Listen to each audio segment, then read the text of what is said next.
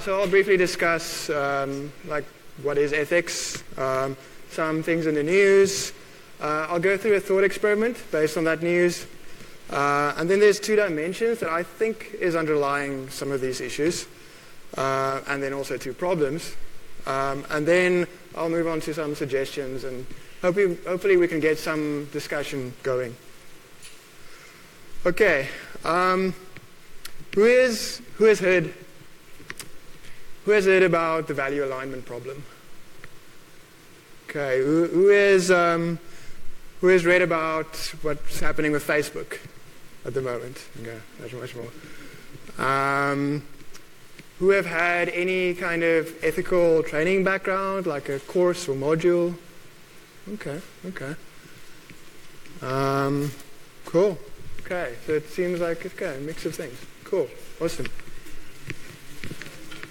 Okay, so I'm going to go with Wikipedia's definition of ethics.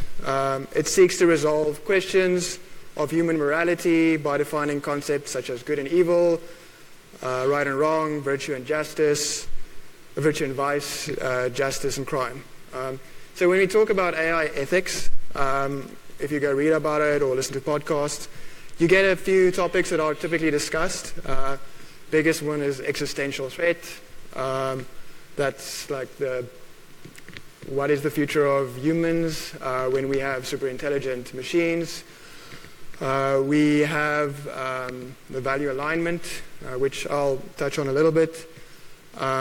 We have concerns around jobs, what's going to happen as this industrial revolution, IT revolution continues on. And then robots, like, who of you have seen the Terminator? I mean, that's, yeah. And some people that I like to follow on these topics, especially Eliezer Yudowski. I think he has a specific pessimistic attitude that I appreciate. And then Nick Bostrom is also a big figure. So up till now, with these talks of existential threat, there's been a tendency for practitioners in the field to be somewhat dismissive of it. I mean, at the end of the day, we just want to build cool things. We enjoy building systems. But this is changing. This is gradually changing. Especially, I think, over the last year or so. And I think this is a new challenge for the ethics field.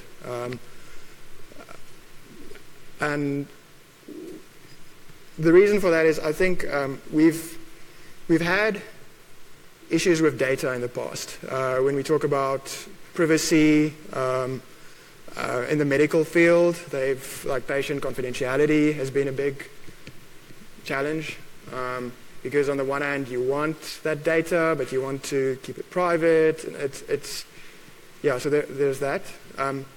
So there's this other component that I think is important, this computational aspect, which I think is different from the data. And I think this is the new component. So what I hope from this talk is to awaken some sense of urgency.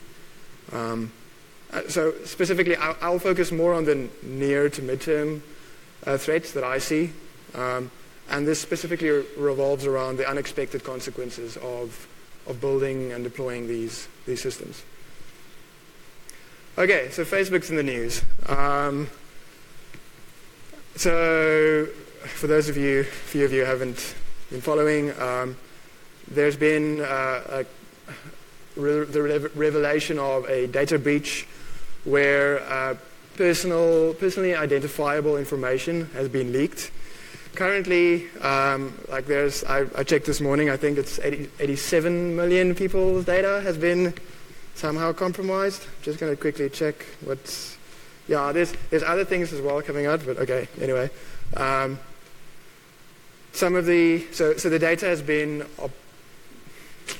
breach is a difficult word. Okay, you can read the news. I'm not going to go into that too much, but basically, Cambridge Analytica is a company that has been given access to data And this data was used to influence voter opinion in the presidential campaign in America. This data was detailed enough to create a profile for an individual, which suggested which kind of advertisement would be most effective to persuade a particular person. Yeah, so there's discussions about it, but what I kind of want to emphasize is that information on a lot of people was obtained for, arguably, an effective social result. And this was done by humans to guide other humans' behavior in important ways. So this is a lot of it's I'd say this is a data ethics issue, but this is to me moving into a computational ethics component. So I'm going to sketch out a hypothetical scenario. I'm going to do a thought experiment. Okay, so so you're going to write a program, an AI system, and it has the task to maximize the time the user is engaged with the platform. And let's call this Facebook++. And the only way you can do that is changing the order of the posts that are shown on your Facebook, on a user's Facebook profile. You also know the lifestyle profiles of the user's friends. So you know what kind of things they like, what kind of pictures they have, what's the contents of the pictures. Yeah, so like a general knowledge of what they are like. Okay, so my argument is that one potential thing the system could figure out is that it could figure out that people that stay at home use the system more. And that would overlap, I guess, with people that are either pregnant or unemployed. That's just a hypothetical scenario. And my argument would be the system would figure this out and then gradually guide users' behavior towards these situations by showing them images from the friends that have those lifestyle choices. And that works because we humans as social creatures follow our peers. We evaluate ourselves in the world, in the social context, when we look at other people around us. So how realistic this is, one could argue, but I'm similar to, I think, the previous speaker, slightly pessimistic about the world. As an engineer, I follow Murphy's Law, which says that anything that can go wrong will go wrong, especially given enough time. So I'd argue that if you made an AI that tried to optimize for these objectives and you deployed it and you let it learn, it's going to eventually figure this out or something similar. And fixing this is also tricky. Partly because this goes against the company's profit incentive, it goes against the key performance indicators of the company. So that's very difficult for us as people that develop these systems to argue that this would be a bad idea, especially depending on the company culture as well. Another issue here is that when we build these systems, we control the inputs and outputs. It's kind of the definition of these machine learning. Like we give it, especially in a supervised scenario, we let its internal, we allow it to come up with solutions that are outside our control because that's what we want. We don't want to explicitly specify how to do things. Okay, so that to me,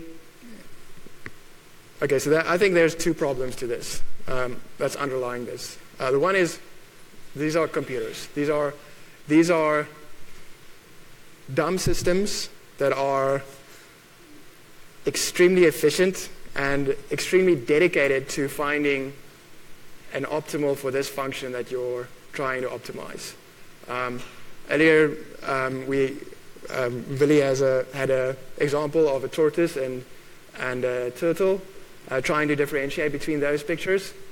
If a system figured out that, well, let's look at the background. Let's see, well, turtles, I don't know the difference between the two, but the turtle, the one's in the ocean, the other one's not. So if you had a system which figured out that, look at the background color, like it's blue or it's beach sand, on the one hand, that makes it this species, and if it's maybe like a brownish color, that makes it the other one. Like these are the things that are likely, these are easier to detect by these systems. So it's going to try and game the system in any way that it can. And so it's very efficient at figuring this, and this is an aspect of computers, I think. Like it does what you want it to do, and no more, no less. And this is also where value alignment comes in. Briefly, that's we as humans find it difficult to formalize what it is that we want. It's like this genie in a bottle kind of thing. Like the first two wishes, like you ask it and it gives you exactly what you want, and the third wish is usually to undo the first two. So that's one of the issues here. There's also the other aspect that the models that we train are representative of the training data. And I think this is where things like discrimination comes in. Like that to me is like, that's a training data issue. I just wanted to quickly mention that. Okay, the second problem, like humans. Our software that we run is not secure. Like we have evolved by interacting with other humans, so we are sensitive to things such as manipulation and persuasion by other humans.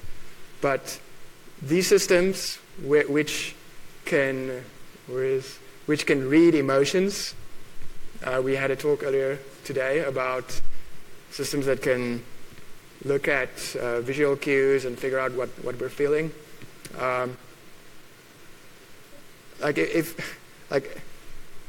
These systems will have a better insight into ourselves than we do. And if this is deployed for, say, marketing purposes, or we're just not secure. That's other part is more of the application part. So there's been the drive to democratize these tools. Unfortunately, it's not all good. That means these libraries are out there, and it's like human nature is going to come into play. Script kiddies doing it for the lulz. Like the Columbine shooting, I think there's an equivalent in AI that's still coming. That's my pessimism. So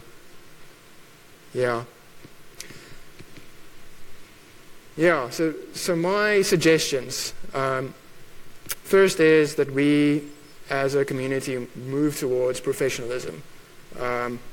Part of that is, I think, an ethics module. In my engineering, I had a module like this. I briefly scanned some. There's not a lot of that out there. Ethics courses for data scientists, for machine learning. I think I saw MIT and Harvard is bringing out a course this semester on something like that. And I think that would be good if we could do something similar in South Africa, because we have, like, if these tools are as powerful as we think they are, then we have a responsibility to the public good, and what we see as maybe the most. Want to check the time? Time. Where's my organizer? Cool. We have the responsibility towards what I think is the most vulnerable component of society, which is the individual. So professional ethics encompasses the personal and corporate standards of behavior expected by professionals. Which I found interesting is the word professionalism originally applied to religious vows.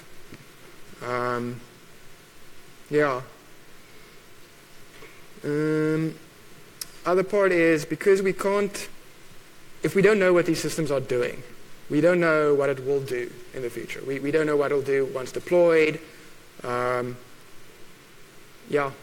So I am hoping that getting insights into systems in an explanatory way would be feasible. There is some research out there that's giving some indication that maybe, but it's gonna the black box nature of it is it's tricky.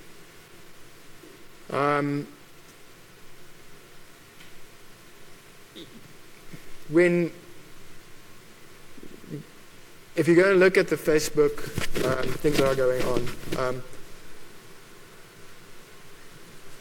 I think we should take note of the whistleblowers and the people that try and bring to light issues that they think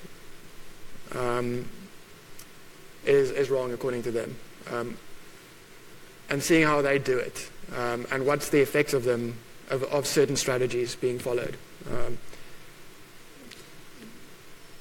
The only because getting the right kind of how do we behave in the industry is it's a risk to us as individuals, as employees. The only thing that I think is carefully voicing what we think makes us feel icky, if I can put it like that. And we have a choice on where we spend our attention, and we have a choice on what we build. And I think we have a responsibility to educate ourselves on these issues. So Yutkowski I like his approach. He has a certain pessimism. I think pessimism is what's needed.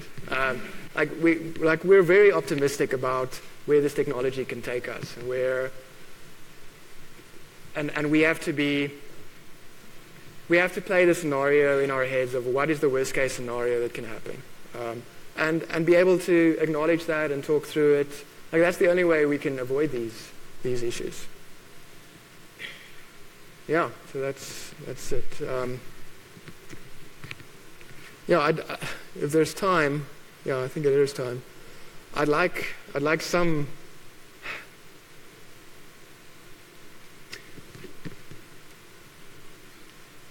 Who is convinced that the future is going to be awesome with AI?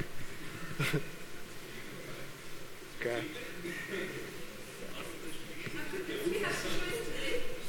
Sorry? Okay. Yeah. Okay. I like that. Okay, I'm going to play a pessimism role.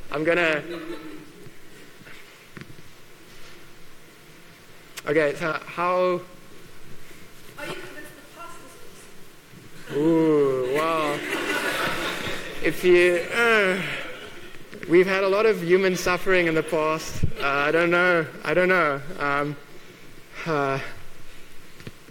The world is not a nice place. We die. We have our limitations.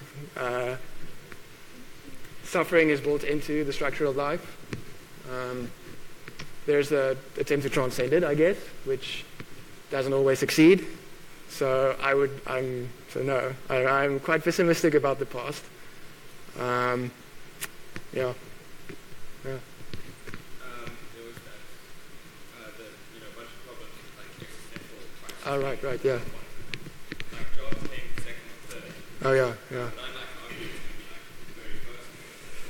The competition for jobs end up being the existential crisis we face. So there was an article someone wrote about how the profits made from artificial intelligence, part of that should be going towards like a universal basic income, which I think is a pretty interesting discussion to have. Because if a company like Facebook is making a lot of money with data mining and AI, Mm. to Mm. Mm. Mm. I do agree. I think the task complexity is one thing that I think about a little bit. Like it's as these systems get more able to do tasks in a narrow way, but like it gets more and more complex, the tasks that they're able to do. That causes job displacements, which I think is a little, it's not the right word to me, because humans have a limited learning rate. So our learning rate has to match these machines. I'm worried about the universal income because, like, if big companies, if Google can do everything that if you can say, if you can type into Google anything that you can ask, and it could give you the answer back, then that means any local competition would not necessarily be able to compete with that. So a US-based company, like how are they going to monitor? Like how is universal basic income going to come to us in Africa? Yeah. You had a very positive sort of statement about the online fusion of AI. Sure. Can you just expand a bit on that and what you could possibly envision and use? I think we are naive if we think that humans would not employ any tool that is available to attack vulnerable people. I don't have a specific scenario in mind. I just know that there's a nihilistic component to humans that kind of hates being and is more willing to inflict that on other people. I'd like to elaborate a little bit. Sure. I think that, like you said, there are people who are willing to do bad things to other people, and if they have a tool to manipulate other people to their advantage, they will do that. And we should be able, or the conversation is about how do you limit that. I think that's what Isn't that what the newspapers do, or media does anyway? Yeah. So how we should be aware of that in AI now. Yeah, it's just going to be more efficient. Like if you automate these systems, like humans have to write newspapers. Like if we can generate the text, and we can, like The editing themselves. yes, that's true. I'm thinking if you combine email with Bitcoin and blackmail, like automate that in some way. That's one scenario.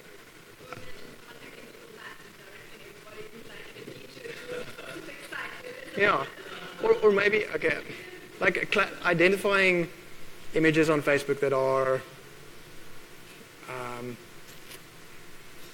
that would make that your employer wouldn't want to see, and in some image recognition way, and then like an algorithm would do that, and then connecting that with email, sending the people emails and saying transfer this money and this. If you don't, I send this email on to. Yeah, and do it automatically. I don't know. That's. I think that Chinese government currently experimenting with a system which is actually in the process of being rolled out that basically, in a sense, scores every single person in the entire population.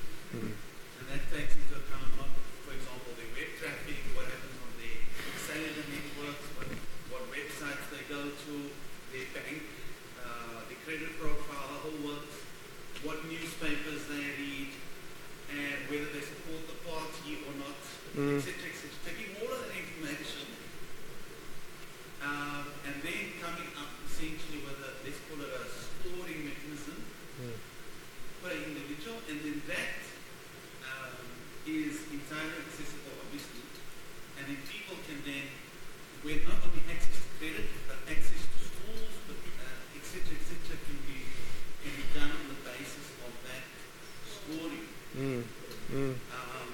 But it can be used for Mm, mm. And I think that's why that's why I'm like focusing on the individual as like a, because like these metrics, it reduces us to these measurable things, and yeah, good point. Yeah. So the really key issue is why morality in the first place. Who says such a thing about the Nietzschean argument? Who says it's right and wrong in the first place? Mm, mm. And so that's my first question. Secondly, the way that has played out historically is like in the Hobbesian way, where you make a social contract. So yes, there is no such thing as right and wrong, but we'll agree to just for our own preservation, we'll agree to give up our right to violence. And by virtue of our ganging up against other people who want to violate our rights, we'll be violent to them in gang form. We'll preserve that's the source of our morality actually, being forced. We tell someone killing is wrong because as a group we decided.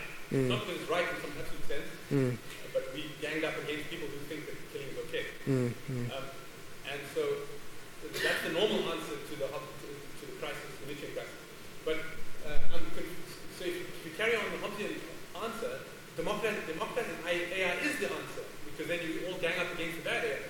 I'm very curious why you think that won't work, because this is Elon Musk's idea. Tying into both that and the previous discussion, it's very important to distinguish between safety risks with narrow AI and with general AI, because this whole script kiddie move to the levels and the Columbine thing is on narrow AI problems.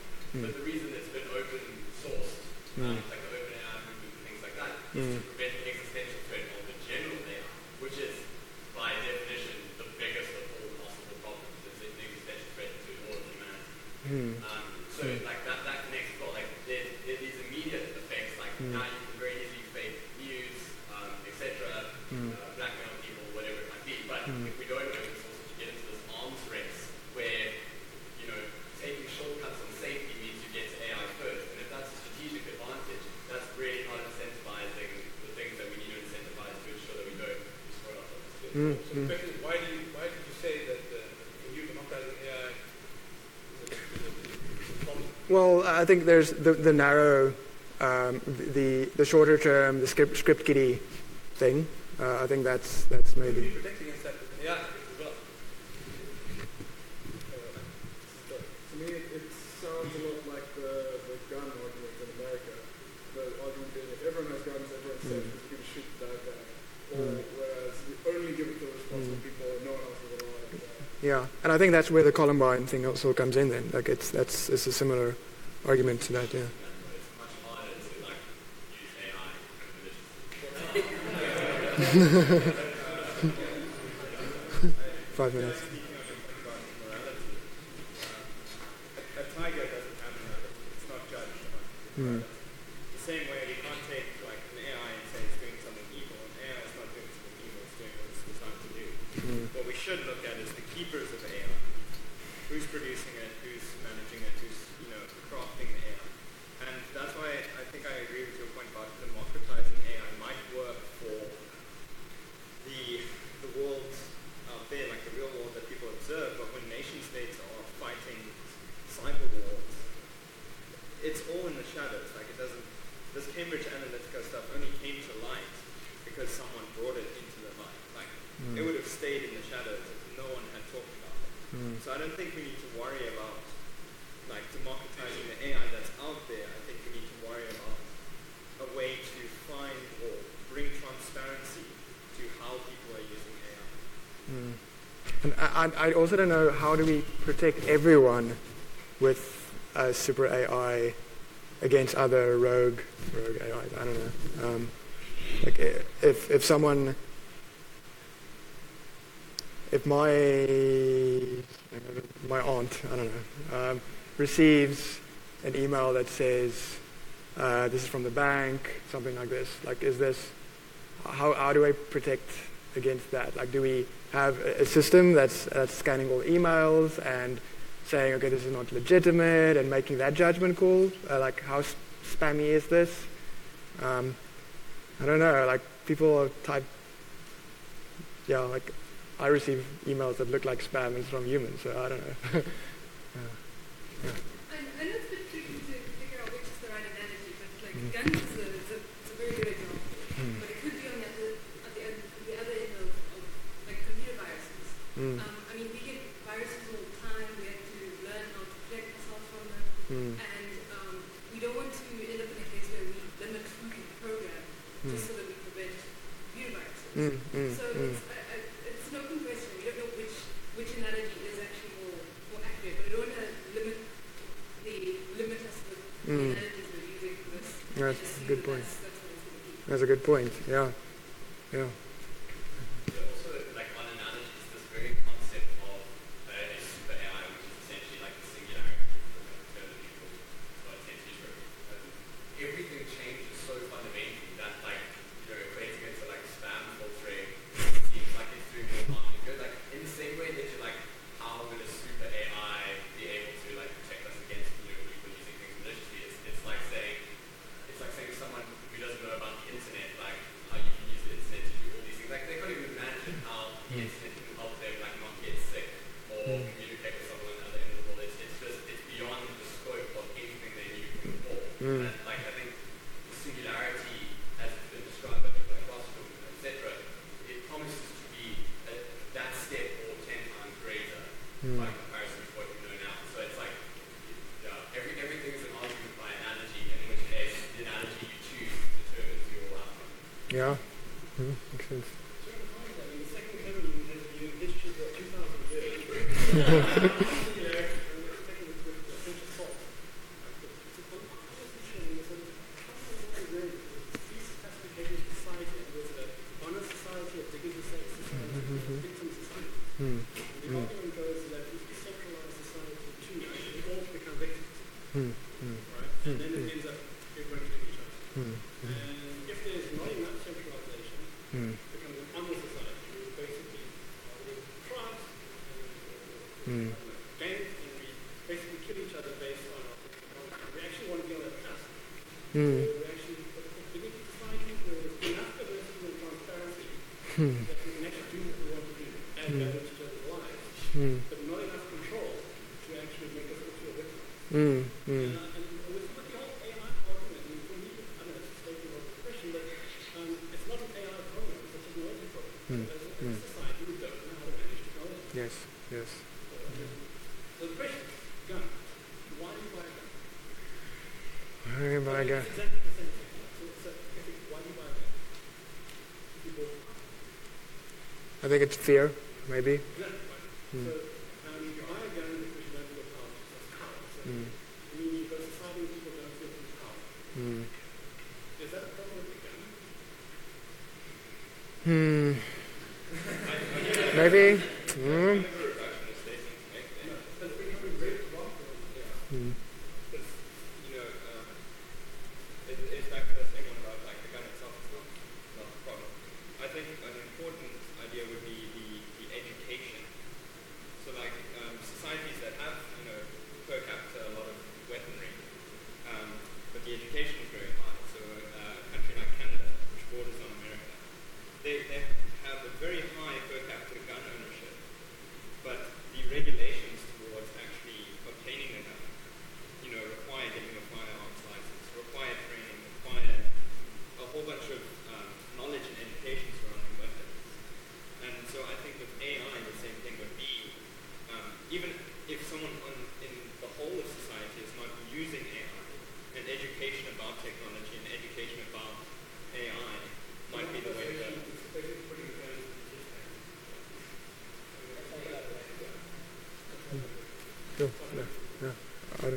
Thinking back to the point of how there's no absolute morality. So if you're going to say the way we get to some form of morality is almost like majority vote system of what we would like, how we would like to live. The issue is that if you can influence millions of people and change their opinion on how, which side you choose on some decisions that you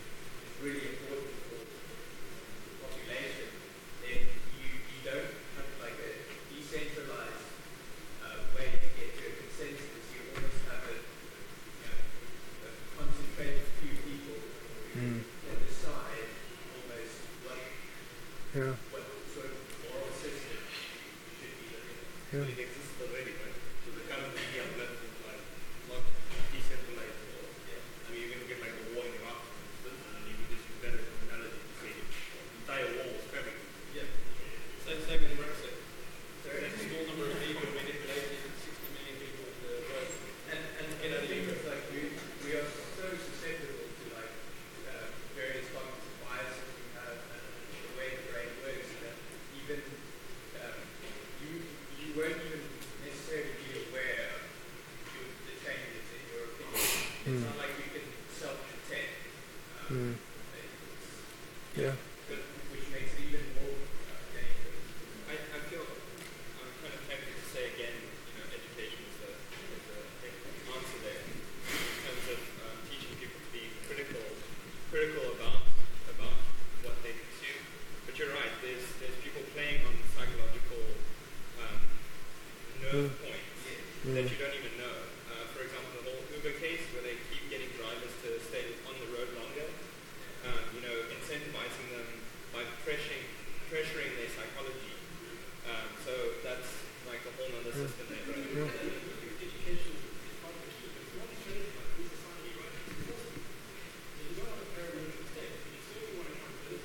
You've got a financial system. I think that the biggest problem is that people who have the authority don't carry responsibility. And you have to do it very rapidly.